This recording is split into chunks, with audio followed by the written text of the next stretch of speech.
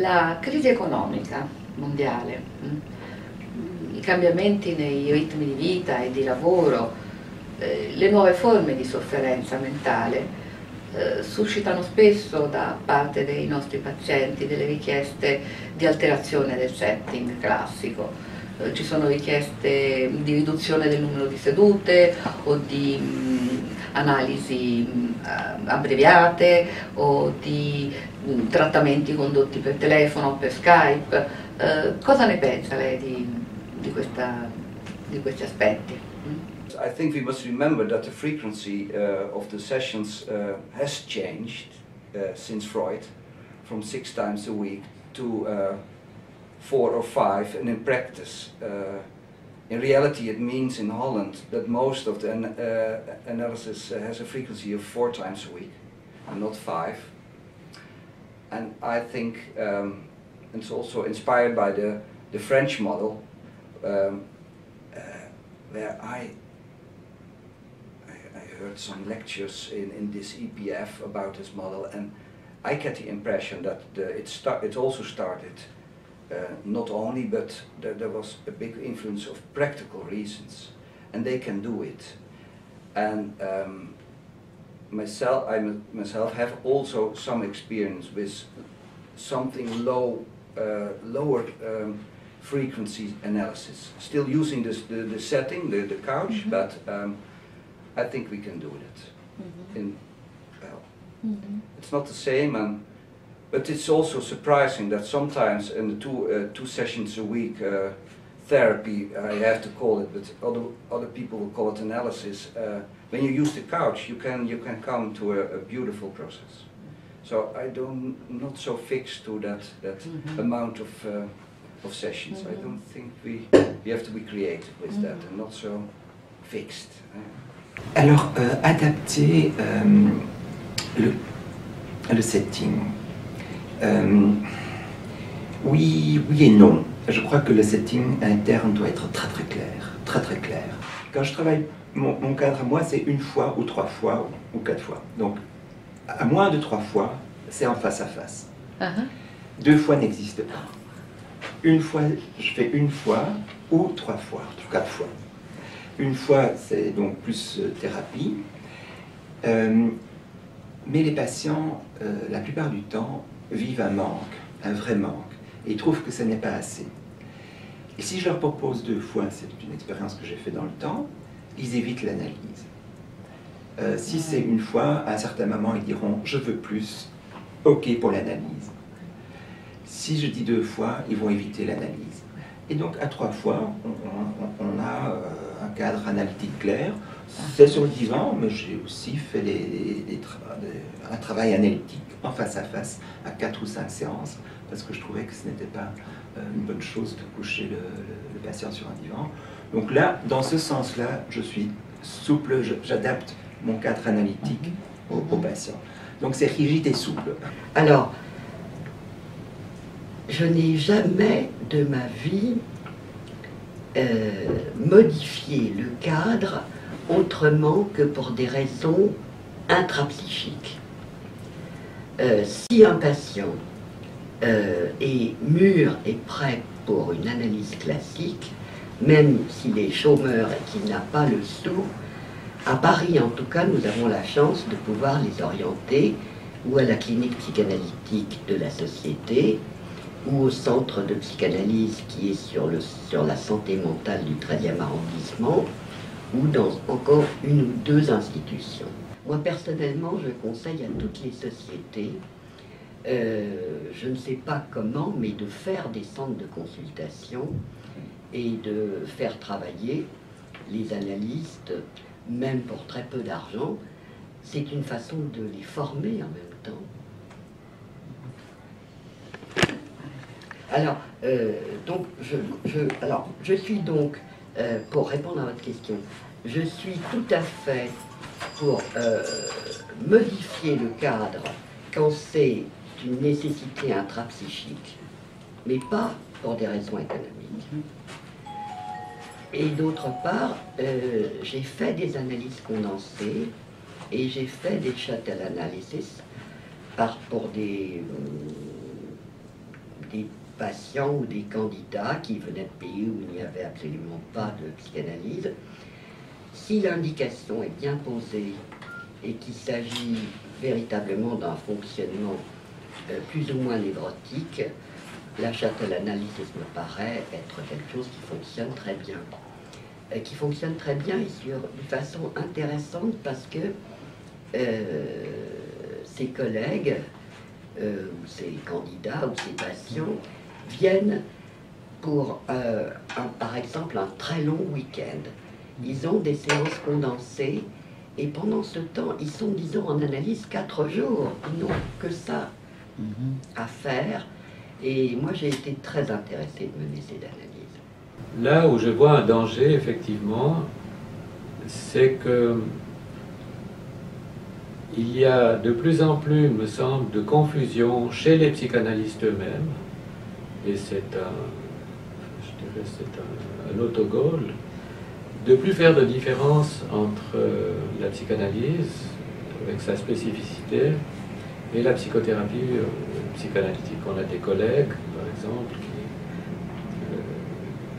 qui sont persuadés ou qui proposent ça comme nouvelle approche, c'est de dire que tout ce que fait un psychanalyste, c'est la psychanalyse. Alors je pense que ça, c'est suicidaire aussi, parce que je pense que si on modifie ce qu'on appelle le setting, donc le cadre analytique, si on diminue le nombre de fréquences, qu'on voit un patient tous les 15 jours, en face à face et plus sur le divan, ce n'est pas le même processus qui se déroule. Et que c'est des choses difficiles à expliquer. Pourquoi on ne fait pas la même chose? Bien, je pense qu'il y a... Moi, j'utilise toujours, pour expliquer quand on me pose cette question, j'utilise la comparaison entre le cinéma et la photographie. Quand on fait une fréquence de rencontre de plus que 3-4 fois par semaine, c'est comme le cinéma. À plus que 18 images par seconde, ben vous voyez un mouvement, vous voyez des choses que vous ne voyez pas si vous allez moins de 18 images par seconde. C'est des photographies statiques qui sont juxtaposées, mais ça ne donne pas le mouvement. Et je pense que le cadre analytique implique un mouvement au niveau de l'inconscient, au niveau du transfert, une mobilisation qui est absolument d'une nature différente. C'est un processus absolument différent. Ob unter einer wirtschaftlichen, ökonomischen Krise oder in einer veränderten Gesellschaftsstruktur. Die Frage ist nicht, kann man Analyse verkürzen, verschnellern, verändern, verbessern? Die gibt es grundsätzlich. Aber die Frage ist, was braucht der Patient? Meine Hypothese ist, dass viele Analytiker aus Gründen, die ich eben genannt habe, hochambivalent gegenüber der Psychoanalyse sind und sehr viel Angst davor haben. Sie haben Angst vor den Gefühlen des Patienten, vor ihren eigenen Gefühlen. Sie haben Angst davor, jeden Tag einen Patienten zu sehen, und deswegen fällt ihnen nicht ein, eine Analyse zu machen, was ja die Praxis ist, sondern viele machen niederfrequente Behandlungen. Aber nicht, weil der Patient das braucht oder weil der Patient das kann, sondern weil dem Analytiker das besser gefällt. Das heißt, mein Motto ist, es gibt eine Krise der Analytiker, aber nicht eine Krise in der Gesellschaft für die Psychoanalyse. En la Sociedad Psicoanalítica de Madrid, como decía, seguimos el modelo francés, de manera que se exigen 4 o 3 sesiones a la semana, lo cual es, bueno, diferente a la situación que hay en Italia o en Inglaterra. Pero a pesar de que se hacen 3 sesiones, en algunas ocasiones sigue siendo un exceso de exigencia para muchas personas, por lo cual se plantean distintas soluciones, seguramente la reducción, con la que yo no creo que esté muy de acuerdo. Creo que se deben de mantener como mínimo 3 sesiones, aunque habría que pensar en reducir los honorarios. Luego está el tema de la gente que viene desde fuera, que viaja. Nosotros tenemos un problema no solamente dentro de la península, también hay gente que viaja desde Canarias, desde Tenerife, por ejemplo, lo cual hace que haya una distancia de avión de 2 horas y media, como mínimo, 3 horas. No se pueden permitir estar todos los días viajando. Entonces, lo del análisis condensado se contempló y se llevó a cabo durante un tiempo, de tal manera que la gente que viajaba de fuera solicitaba y obtenía la posibilidad del análisis condensado, es decir, hacer 2 sesiones un día y 2 sesiones otro día, o 2 sesiones y una. Y esto ha funcionado bien. In our country, one speciality, I think, is that psychoanalytic therapy is paid by insurance companies, but it's a psychoanalytic psychotherapy. It's not analysis proper, as we call it. They pay, for example, up to 300 sessions. And now they start, what we talked about, they start and they say, oh, can't you reduce your sessions per week, for example? And they make some rules. They pay only 3 times a week. And this is a state influence on our setting, and we reflect, or we have to reflect, what does this mean? And for example, nearly all our candidates work in the system. They have to write a report, an anonymous report, which is read by an, how do you call it, by a reviewer, and the reviewer says anonymous to the insurance companies, yes, the process is good enough and you should pay. This is an influence. On one hand, we think it's a success that it's possible for patients and for people in general. On the other hand, we lose, or we have to look for our psychoanalytic identity and how to educate patients, for example.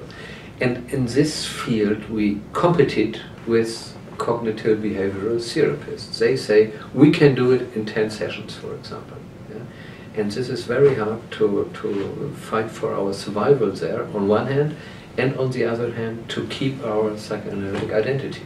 Et alors, ce que nous avons fait dans notre société, c'est que on a essayé de former des candidats à détecter une demande d'analyse qui est formulée sous une forme, je veux une psychothérapie ou je souhaite ceci, cela, pour leur montrer que certains patients demandent une analyse puisqu'ils ne savent pas ce que c'est, qu'on leur fasse comprendre que cette réponse, on ne va pas leur dire c'est coucher sur le divan 4 fois par semaine, etc. C'est une réponse rationnelle.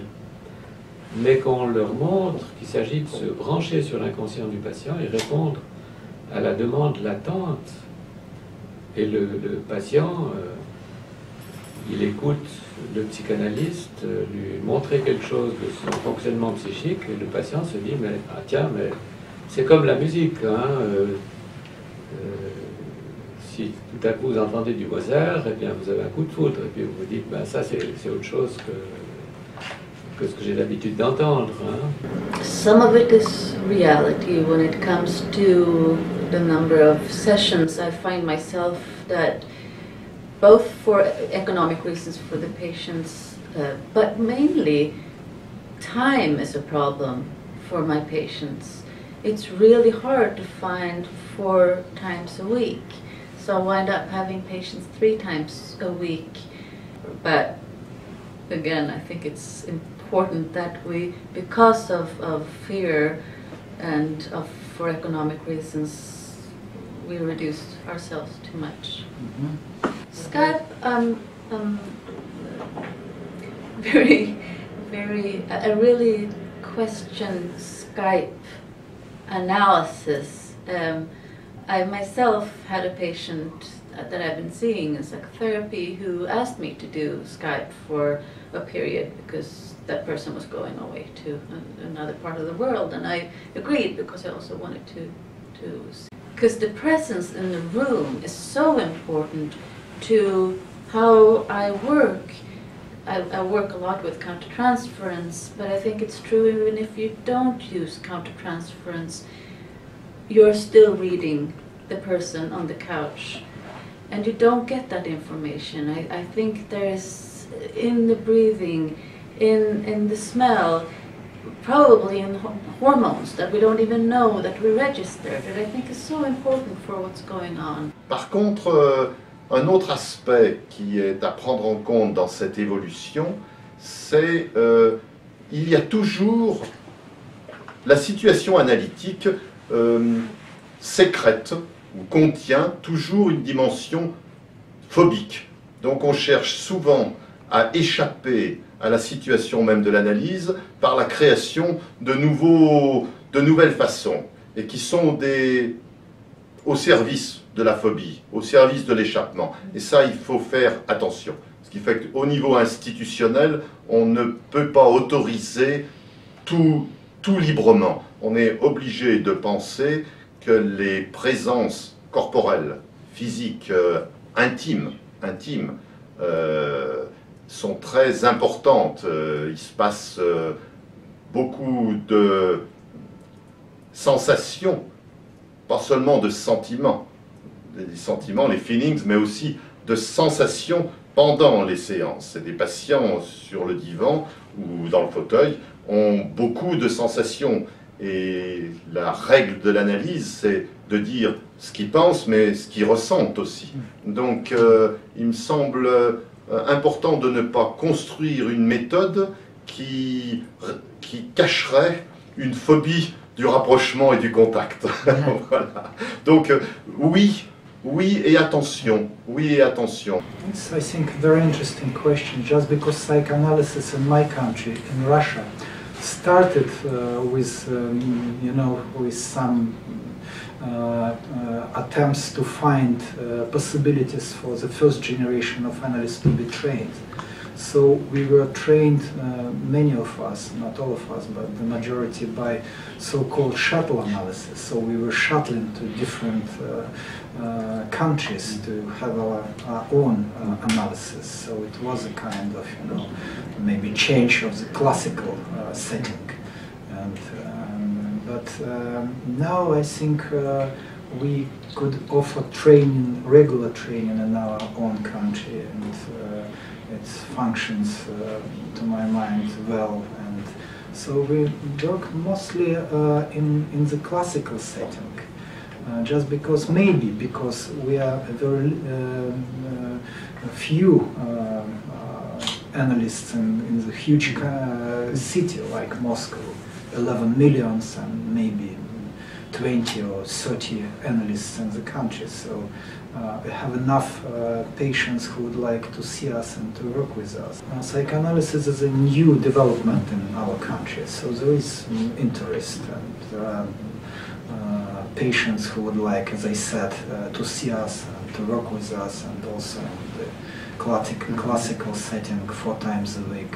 It's not what they ask for, of course, but if analysts somehow suggest it, there are patients who accept it, and it's okay. So the decreasing of number of patients at the moment we could not recognize. We have full practice, this first generation of analysts. I think it's maybe more difficult for candidates, much more difficult.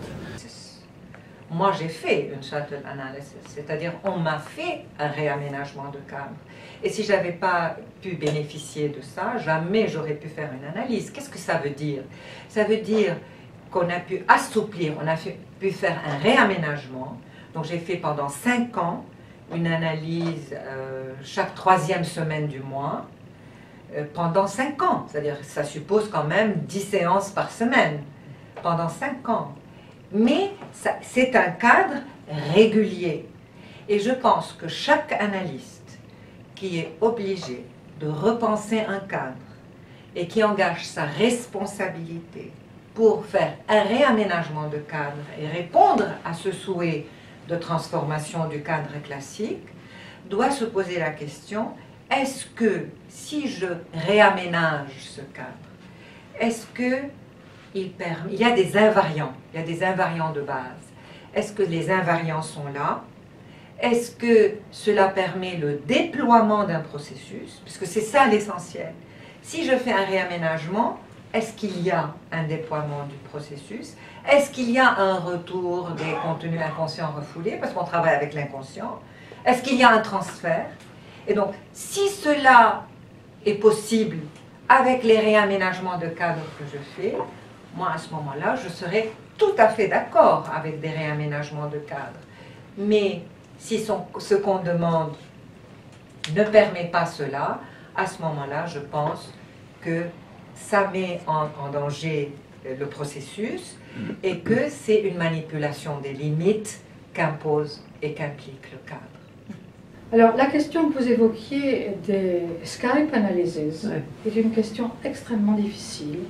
Il est certain que le développement de la psychanalyse dans des régions, des pays très éloignés, qui n'ont pas de possibilité de formation, c'est un problème très très compliqué. J'ai toujours demandé, enfin depuis que j'ai eu des responsabilités institutionnelles et internationales, j'ai toujours souhaité qu'il y ait une recherche scientifique sur ces nouvelles méthodes. C'est-à-dire une psychothérapie ou une analyse par Skype, par téléphone. Je suis sûre qu'il y a des différences dans le transfert et le contre-transfert quand on n'est pas en personne dans la relation. Mais quelles sont ces différences? Comment est-ce qu'on pourrait les comprendre, les analyser, les traiter, les transformer? Ça reste une question de recherche, une recherche qui n'est pas menée pour des raisons politiques. Let me distinguish, because I like to distinguish shuttle analysis and concentrated analysis, which is analysis in the room, from telephone and Skype, which is analysis, you know, through technology, really. And it seems to me that shuttle and concentrated analysis has been fundamental for developing analysis in countries where there was no institute, like in Eastern Europe. When we arrive at Skype and telephone analysis, I've got reservation. And again, my experience is with the training in China, where, you know, analysis face-to-face, but when the analyst has got period in which has to go away from China, then we are allowed from the IPA to have some period of analysis telephone on Skype. But that's very different when you got the basis of personal analysis and then you add, you know, some part of analysis, Skype and telephone. What concerns me is analysis, Skype and telephone done when persons don't know each other, don't meet each other, and are done completely on Skype and telephone. And there is a tendency, in my opinion, there is an urge for the IPA to do research on this. This is extremely urgent, and I think the IPA is aware of that. There is, and good research, by sound research, and because the research that is going on now tend to say that it's all the same. There is no difference, which is obvious that there are a lot of differences, but the differences are not yet been pointed out, what the differences are. My experience on Skype supervision, which I do with the Chinese candidate. And there are many issues, really. The technology is not perfect, so that you know, the communication gets interrupted. So the concentration gets interrupted. So you have to spend time, you know, with new situation all the time, and there is no, you know, Freud paper on technique, really, you know. So you have to reinvent the wheel every time, which is a terrible distraction. The silence are completely different, because the silence on Skype analysis, especially with the patient that often are traumatized, you know, is abandonment, loss, you know, loss of connection, and all that. So I've got a quality, they've got such a quality that a well-known characteristic of Skype and telephone analysis is that the analyst, to cope with this anxiety, really, that the situation creates, become overactive and overinterpretative. And that's quite a common phenomenon. So there is sort of diffuse anxiety, both in the analyst and in the patient, I think. And this is because I went to various seminars on telephone and Skype analysis, which everybody becomes very active. So my question is really what happened to the analyst reverie, you know, to the analyst's capacity to reflect. I don't know, but I really doubt that, you know, I question that. The other thing that for me is fundamental really, and that I feel it also with the Skype supervision, is when a patient is regress or is suicidal or is acting out, you don't get the feel for how serious it is. And that is not mentioned much in the literature. It's an impression. I have very serious doubts about Skype analysis, about telephone analysis, but it's also, perhaps it's also because I don't have any experience with that, but I don't want to get that experience.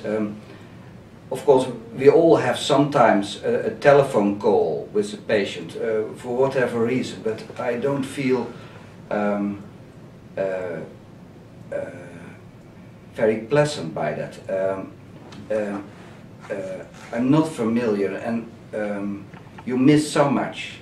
In that sense, I remain as classical as I've ever been, that I want to meet and have all the impressions right from the start, by shaking hands, the gestures, etc., etc. And I can't imagine that you can't do without it. Mais j'aime pas. Je pense que c'est utile, mais moi je ne me sens pas à l'aise. Je fais pas un aussi bon travail. Je n'entends pas je ne sens pas le patient de la même façon. Je l'entends, mais je le sens pas. Parce qu'une présence physique, c'est autre chose que simplement entendre. Hein, c'est pas la même chose. Et je ne suis pas maître du cadre. Le patient peut être n'importe où dans sa maison, sur sa terrasse, avec son verre de vin, faire la cuisine et me téléphoner. Moi, je suis toujours à la même place, mais c'est pas la même chose. C'est le patient qui met le cadre, c'est pas moi qui mets le cadre.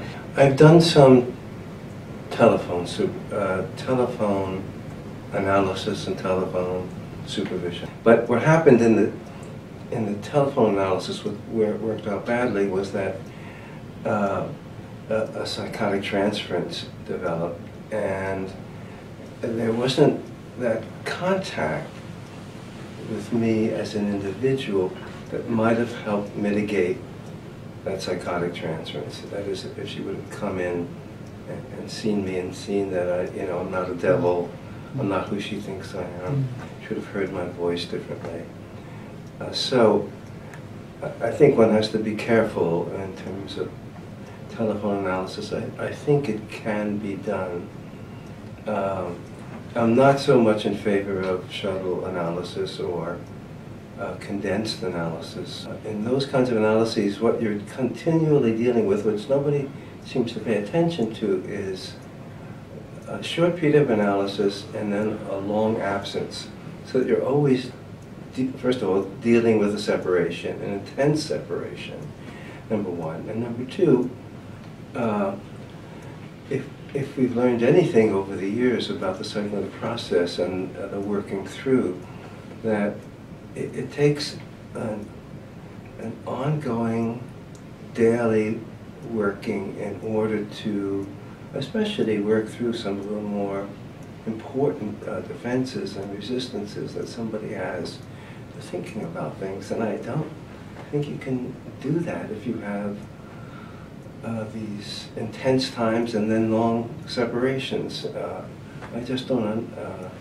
So I'm not very much in favor of that. I would be much more in favor of something on a regular basis. I would be much more in favor of telephone analysis or Skype analysis than these condensed analysis. So I think if we look at training, then certainly candidates should have their core training in a way in which they internalize the psychoanalytic method. which means that even if for some reason, you know, they are in a remote area, you know, there are these other kinds of training like the shuttle analysis and Skype analysis, telephone analysis and so on. But even if they are in remote areas and one must in some way deal with that, there should be enough of an experience with the psychoanalytic setting so that the candidate appreciates the difference. You know, I was in China during the IPA first conference, and we had a discussion, and one of the Chinese persons who was obviously in a Skype analysis, but she never had any other kind. And she was surprised when we talked about it, and she asked, well, why isn't this analysis? Is there another kind of analysis? You know, she didn't even know that there was something else. So I think it boils down to that. People have to experience, internalize, and know what it's about. And the other aspect is they have to develop enough confidence and trust in this method so that then they can be flexible and work with somebody 3 times a week, or if a patient needs to move away and they want to meet him on Skype or telephone for a period or whatever, they can do that. You know, and they know the difference, because once people know the difference, they realize what's missing. If they don't know the difference, they never realize what's missing. Alors, déjà, je vais vous répondre en fait d'une manière un peu politique, parce que moi je pense que cette crise, ce qu'on appelle, c'est tout à fait la crise de la psychanalyse américaine. Hein, moi je pense. Bon, bien sûr qu'il y a peut-être un peu partout la diminution des patients, etc. Mais il ne faut pas oublier que le nombre de psychanalystes ont augmenté aussi. Donc par rapport à, je sais pas, il y a 50 ans. Il ne faut aussi pas oublier. Donc, c'est-à-dire que la psychanalyse américaine, puisqu'elle a accepté d'être une sorte de branche médicale, elle a été tout de suite mise à la porte par la médecine. Donc vous voyez un peu le DSM-4, le DSM-5 qui va sortir, ou qui vient de sortir. C'est un désastre hein, pour l'humanité, c'est un désastre. Hein, donc. Alors, les Américains parlent de la crise parce qu'ils n'ont pas de patients, et donc ils veulent par exemple importer la psychanalyse en Chine, surtout dans l'IPA, très bien, et donc comment faire? Ils ne peuvent pas se déplacer, donc ils acceptent tout de suite de faire des analyses par Skype, par Internet, etc. Bon, je ne suis pas contre l'idée de la technologie. Pourquoi pas? Il m'est arrivé par exemple d'une patiente qui était hospitalisée pour une courte durée, d'avoir des séances par téléphone, parce qu'elle ne pouvait pas venir chez moi, mais ça a duré qu'une semaine. Hein. Alors de faire une analyse par Skype, pour des gens, pour les Américains qui n'ont plus de patients, ça peut être intéressant, mais pour moi, ce n'est pas la psychanalyse. Bon, bien entendu, pendant la création de la psychanalyse en la pratique, nous avons des collègues, pour des raisons pratiques, sont allés à l'étranger pour faire des analyses en navette, ce qu'on appelle. Bon, ça c'était une obligation, mais ça s'est restreint maintenant, donc ça a été que pour quelques collègues, et maintenant tous les collègues font leur analyse sur place. Recentemente la nostra attenzione è stata richiamata su 3 traveling trends del mondo psicanalitico, nella comunità psicanalitica. La riduzione del numero dei pazienti, la riduzione del numero dei candidati e il progressivo invecchiamento della nostra professione. Quanto sono preoccupanti nella sua società rilevanti questi aspetti? I think we measure psychoanalysis in terms of like a business model. It should be a sort of a growth industry, and we should keep on growing and growing and growing.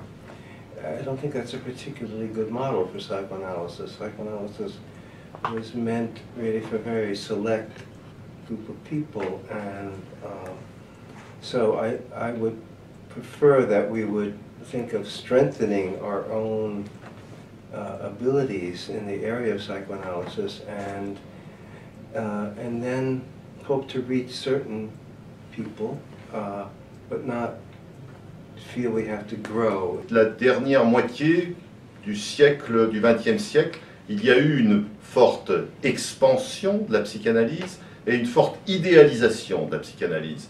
il était logique, par cette idéalisation, elle était censée arriver à tout. Il était logique que cela soit suivi par un temps de déception. Nous en sommes, à mon avis, au temps de déception. Donc, toute la préoccupation qui se dit trouver des patients, nombre de patients, etc., est liée à la suite historique et au temps de la déception. Nous n'avons plus le même engouement qu'il y a 30-40 ans. Nous n'avons plus le même espoir. Nous sommes devenus un métier, entre guillemets, une discipline, une profession plus régulée, avec plus de difficultés, moins de facilité. Il y a eu une période de grande facilité.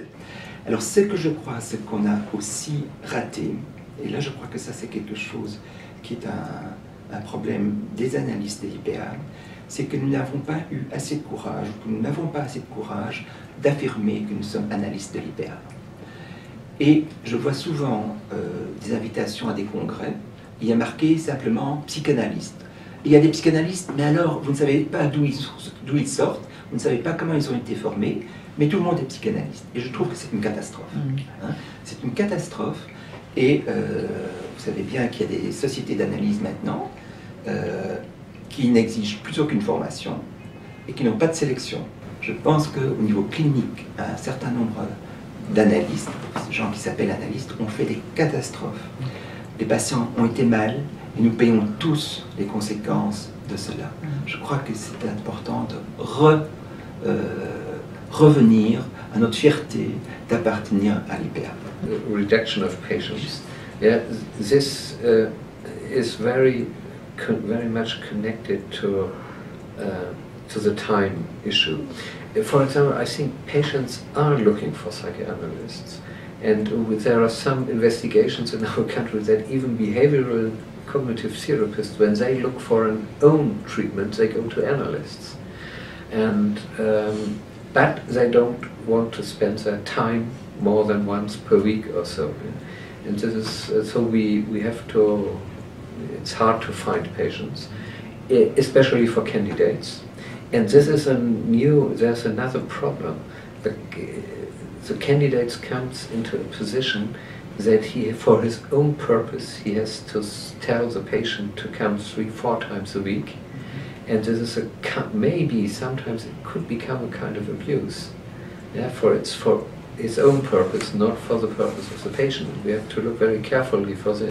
Nous avons d'autres difficultés. Nous avons par exemple, quand un patient vient nous voir, il ne demande pas une analyse parce qu'il ne sait pas quoi faire. D'ailleurs, ce qu'ils disent toujours, quand on leur propose de s'allonger sur le divan, ils disent on va faire comme au cinéma, comme dans les films. On dit, voilà, je serai acteur, actrice, moi aussi, bon, comme dans le cinéma. Voilà, c'est ça. Oui, c'est une sorte de cinéma. Bon. Et donc,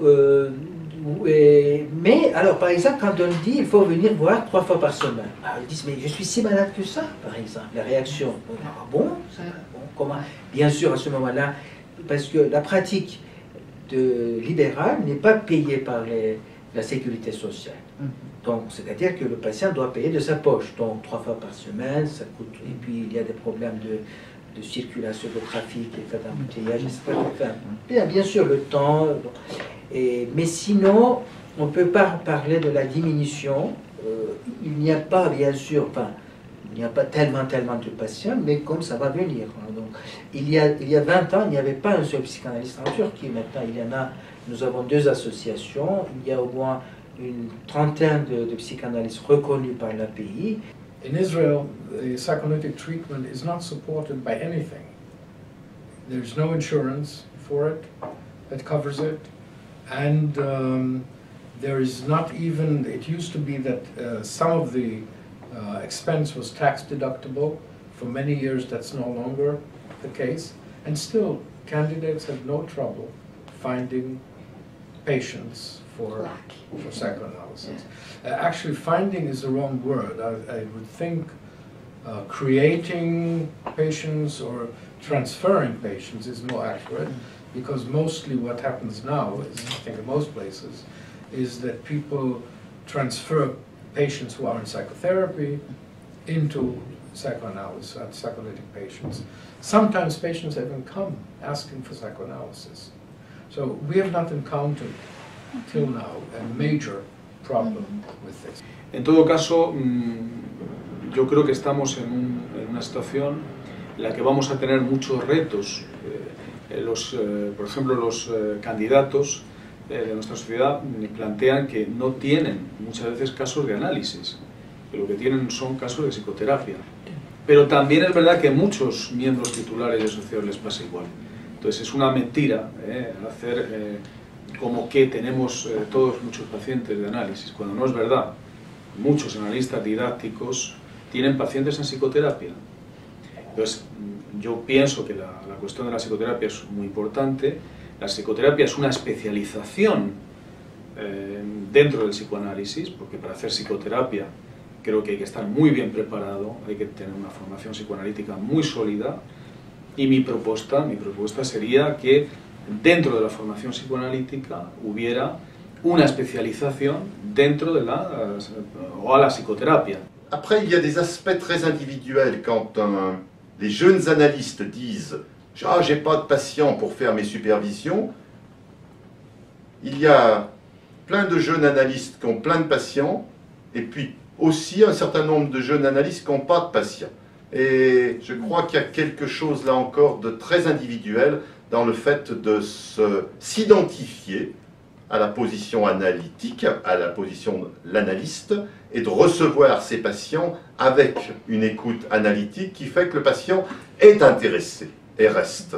Et il y a des collègues, et oui, ça existe, on est nombreux maintenant, c'est difficile la sélection, et il y a des collègues qui n'ont pas cette possibilité ou cette capacité d'attraction, et oui, de retenir au sens, non pas retenir pour retenir, mais retenir parce qu'ils montrent leur possibilité de compréhension, d'intérêt, puis de compréhension, d'écoute analytique, et l'autre en face se sent compris et est intéressé. Ça, je crois que c'est important. Voilà. En particulier l'APF, l'Association psychanalytique de France, dont j'ai été présidente et à laquelle je participe de manière très active, sont dans une situation un peu privilégiée, parce que nous avons énormément de candidats. Donc, c'est vraiment... Et sans aucune évolution, je veux dire que c'est constant. D'une année sur l'autre, depuis des années et des années, nous avons à peu près le même nombre de candidats et beaucoup de candidats. Bon, ça c'est une chose. Les patients, c'est un peu plus compliqué. Alors évidemment, il y a toutes les résistances à l'analyse qui se manifestent dans le grand public et qui se manifeste plus précisément sur le nombre de séances, sur les prix, sur le temps c'est de l'argent, etc., etc. Bon, néanmoins, là aussi je constate que les résistances viennent souvent des analystes eux-mêmes et des jeunes analystes eux-mêmes. C'est-à-dire qu'il y en a qui ont beaucoup de difficultés pour trouver des patients, et il y en a qui en ont beaucoup. Bon, il doit bien y avoir... c'est peut-être pas seulement du côté des patients que se situe le problème, c'est peut-être aussi, bon, le courage, je ne sais pas, le désir d'être enfin dans cette position d'analyste et de pouvoir proposer une analyse. Direi che nella nostra società non c'è un calo nel numero dei candidati. Le persone che chiedono di poter fare il training per diventare analisti sono più di quelle di un tempo. Questo non ha in sé un significato necessariamente positivo. Per esempio, io ho il sospetto che una parte di queste persone coltivi l'idea di diventare psicoanalista per ovviare a una condizione di mancanza di lavoro attraverso il cosiddetto alzamento dell'asticella del saltatore in alto, cioè più mi qualifico con un tipo di training altamente impegnativo, più sarò appunto specializzato e avrò più lavoro.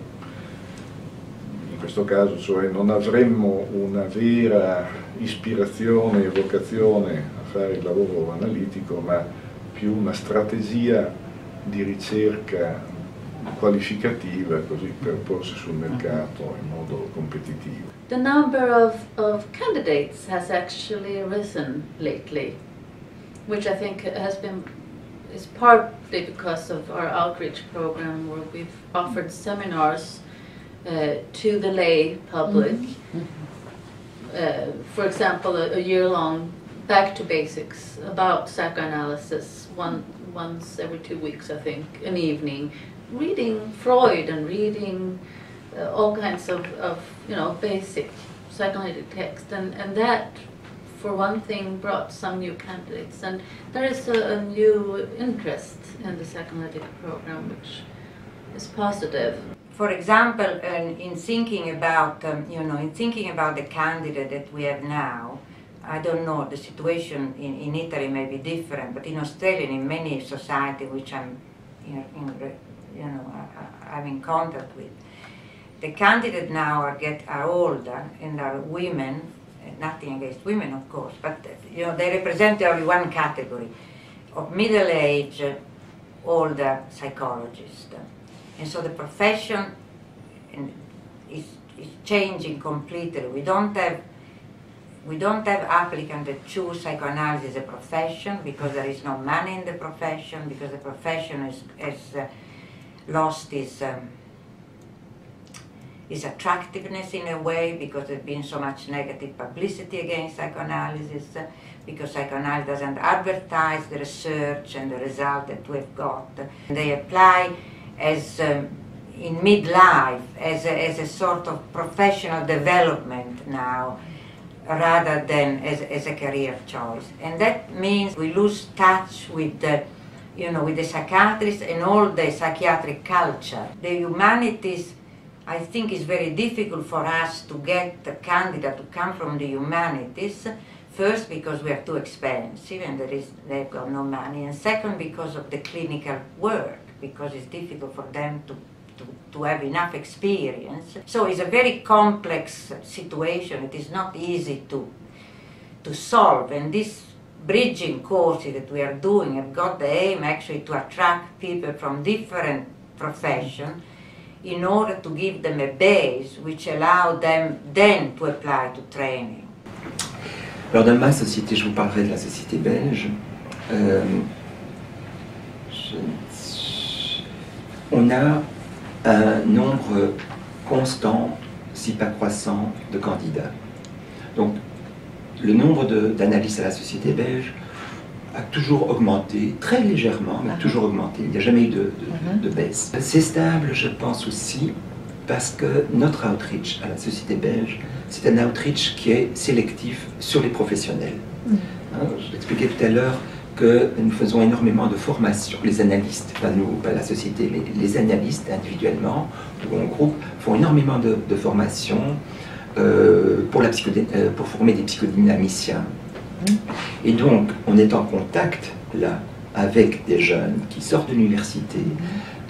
Beaucoup de nos membres font aussi des formations à l'université, des masters en psychothérapie. Et c'est vraiment excellent, ça.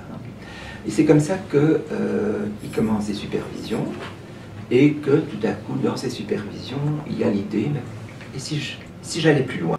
Dentro del modelo que tenemos en la APM, no tenemos el modelo Eiting, no tenemos el modelo francés. Entonces, los candidatos se presentan a las entrevistas de admisión después de tener como mínimo 3 años de análisis.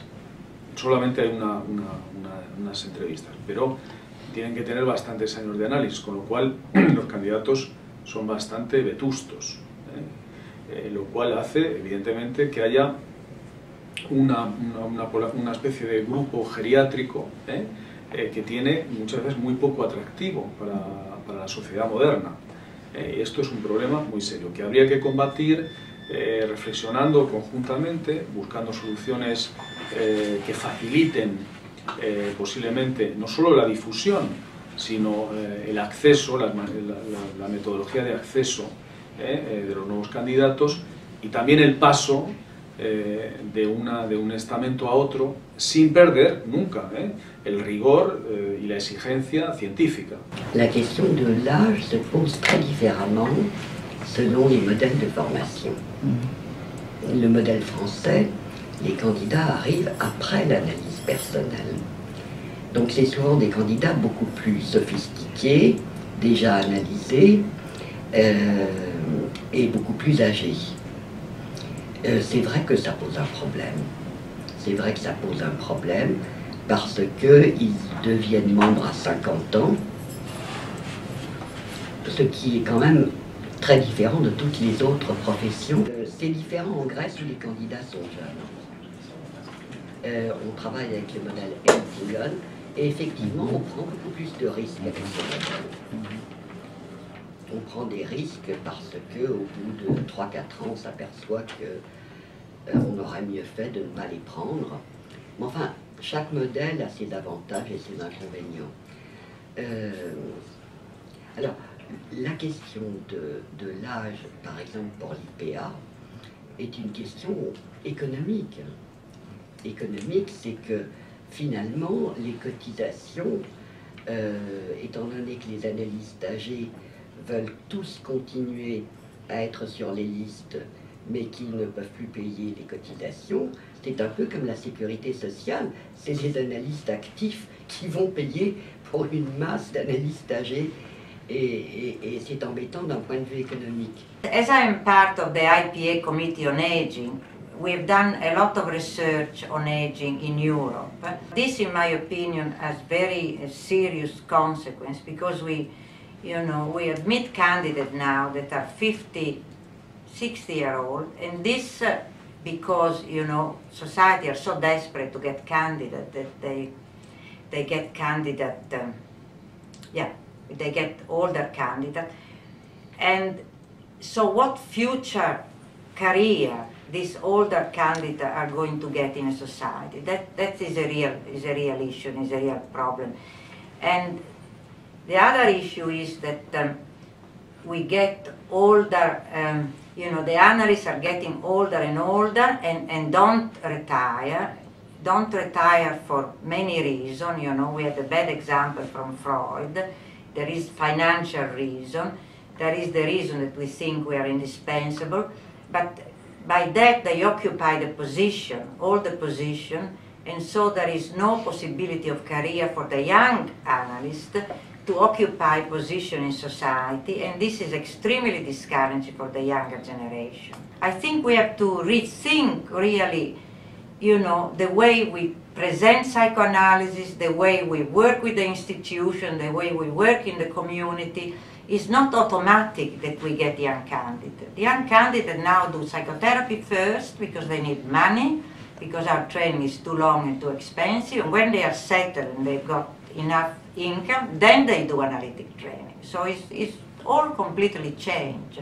I research in the field of aging, and I'm a member of the IPA Committee on Aging, and we just had a session about this. When I brought it up in the last EPF Council, a few days ago, somebody said to me, yeah, when you were thinking about a rule of fear reduction according to age, or when had an analyst to stop, that's of course it's a personal situation and it's very different, but for it's so different and so conflictuous, maybe we should think about an age, maybe 80 or something like this. But he said to me, if you do this, you declare an analyst to be old. I said, yes, that's reality. But for him it was impossible. He was denying completely. Alors, certaines sociétés ont pensé qu'il serait préférable